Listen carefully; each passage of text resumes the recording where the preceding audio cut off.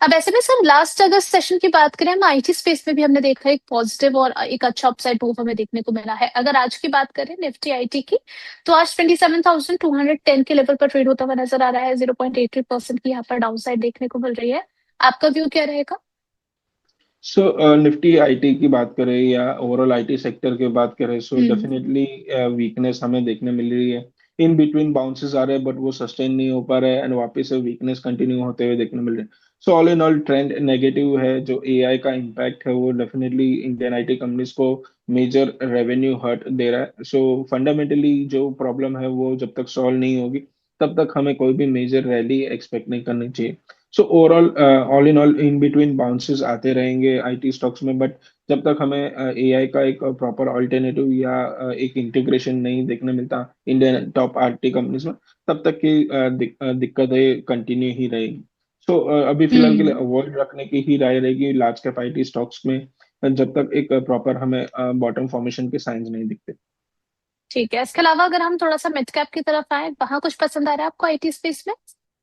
So definitely अगर एक जो स्टॉक हमें एक आउट परफॉर्मेंस देखने मिल रहा है आईटी स्पेस में से ही, वो है ओरेकल फाइनेंशियल सर्विसेज। सो ओरेकल फाइनेंशियल सर्विसेज में हम देख रहे हैं कि अच्छा खासा रिकवरी हम देख चुके हैं। जहाँ पे जी। सभी मेजर आईटी कंपनीज में एक करेक्शन देखने मिला था, यहाँ पे ऑलमोस्ट 52 वीक हाई के लेवल्स देखने मिल रहे हैं। तो डेफिनेटली एक हम्म। आउट परफॉर्मेंस है एंड यहाँ पे एक बाय एंड डिप्स के अप्रोच के साथ बने रहने की ही सलाह रहेगी। एक फ्रेश अपसाइड हम यहाँ पे वापिस से बनता हुआ देखने मिल सकते हैं। So definitely mid cap IT space में से ओरेकल पे फोकस रखने की राय रहेगी।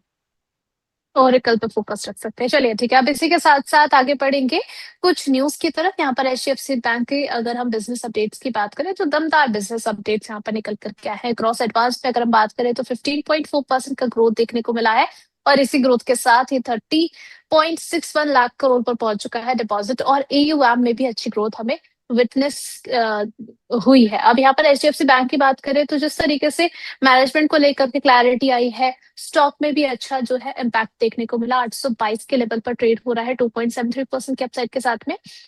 निश्चित सर, अब इसको लेकर के क्या अप्रोच होनी चाहिए एचडीएफसी बैंक पे? अभी जिनके पास है उनको ही इस तेजी के साथ बने रहना है, या फिर अभी और भी खरीदारी करने के मौके मिलेंगे? So H D F C bank की बात करें तो जो मेजर हर्डल लास्ट ऑलमोस्ट एक दो महीने से हम देख रहे थे वो 800 का लेवल था। आज के दिन में हमने 800 का लेवल सस्टेनेबली ब्रेक कर दिया है एंड 824 के आसपास ट्रेड कर रहे हैं। सो डेफिनेटली एक स्ट्रॉन्ग रैली हम H D F C bank में ऑलरेडी देख चुके हैं।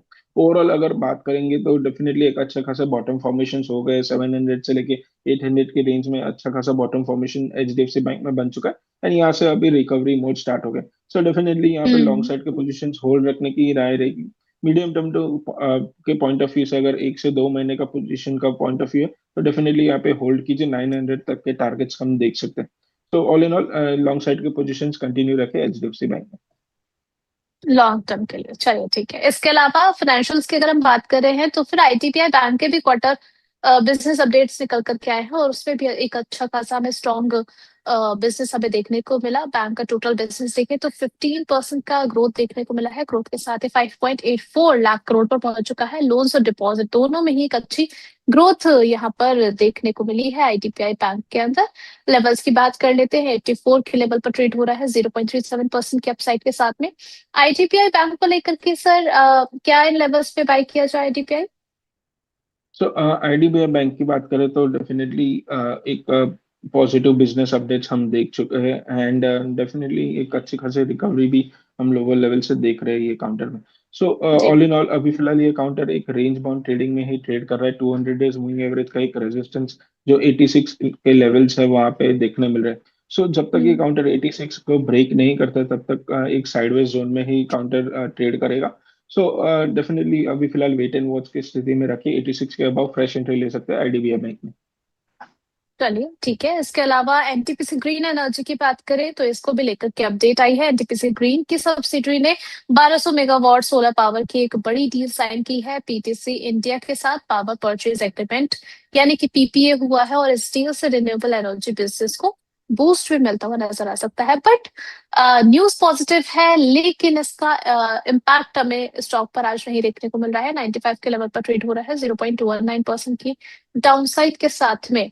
निश्चित सर, एनटीपीसी ग्रीन एनर्जी क्या पोर्टफोलियो में होना चाहिए?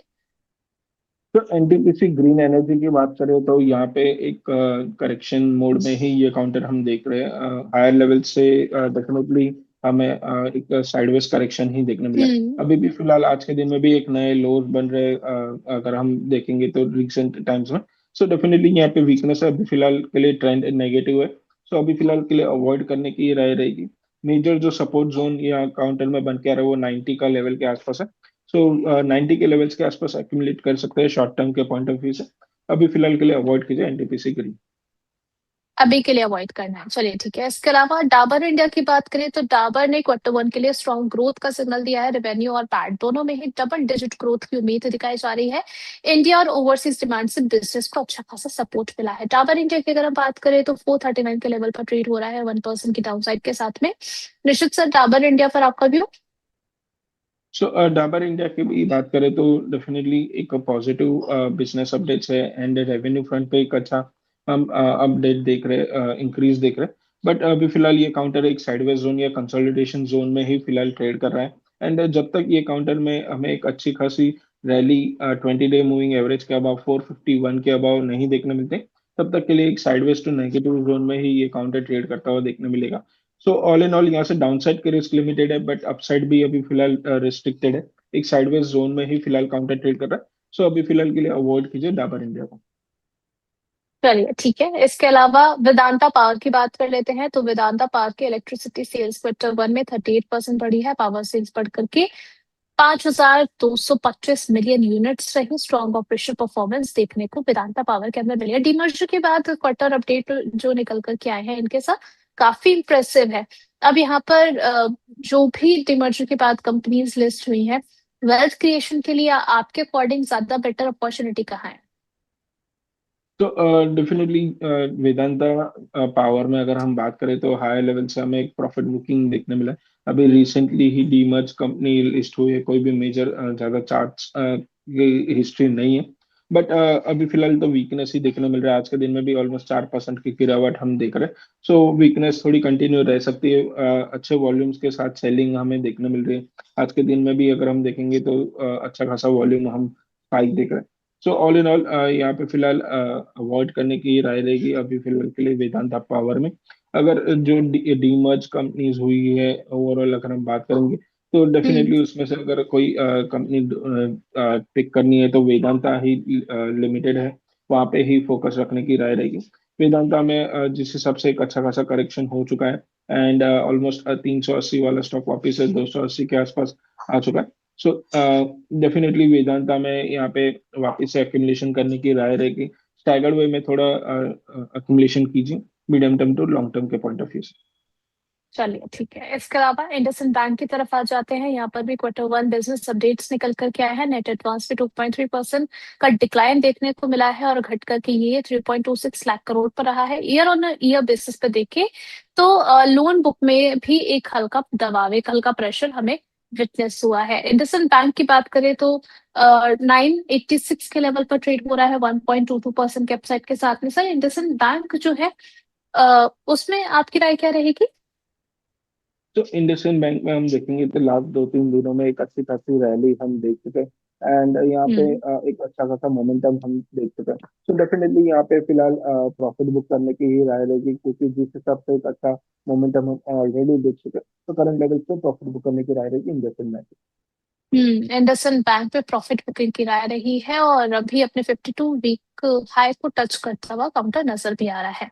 इसी के साथ में बढ़ चलते हैं व्यूअर्स के कुछ सवालों की तरफ। यहाँ पर ढेर सारे सवाल आ चुके हैं। कोशिश की जाएगी कि आपके सभी सवालों के जवाब मिले। आप लोग भी अपना एंगेजमेंट इसी तरीके से बनाए रखिएगा। दिलीप कुमार जी का सवाल आया है लोधा डेवलपर्स को लेकर के, क्या करना चाहिए सर? सेल करें या होल्ड करें? 1001 की इनकी बाइंग है। तो लोडा डेवलपर की बात करें तो डिस्क्लेमर हमने रिसेंटली ही क्लाइंट्स को भी ये stock as a trading recommendation suggest किया हुआ, एंड यहाँ पे 1100 1150 तक के टारगेट्स पॉसिबल लग रहे। सो डेफिनेटली यहाँ पे पोजीशंस होल्ड रख सकते हैं 1150 के टारगेट्स के लिए। ओवरऑल रियल एस्टेट स्टॉक्स में एक अच्छा खासा मोमेंटम है, तो डेफिनेटली यहाँ पे लोडा डेवलपर्स में भी एक अच्छा अपसाइड हम कंटिन्यू रहते हुए देखने मिल सकता है। हम्म। ठीक है।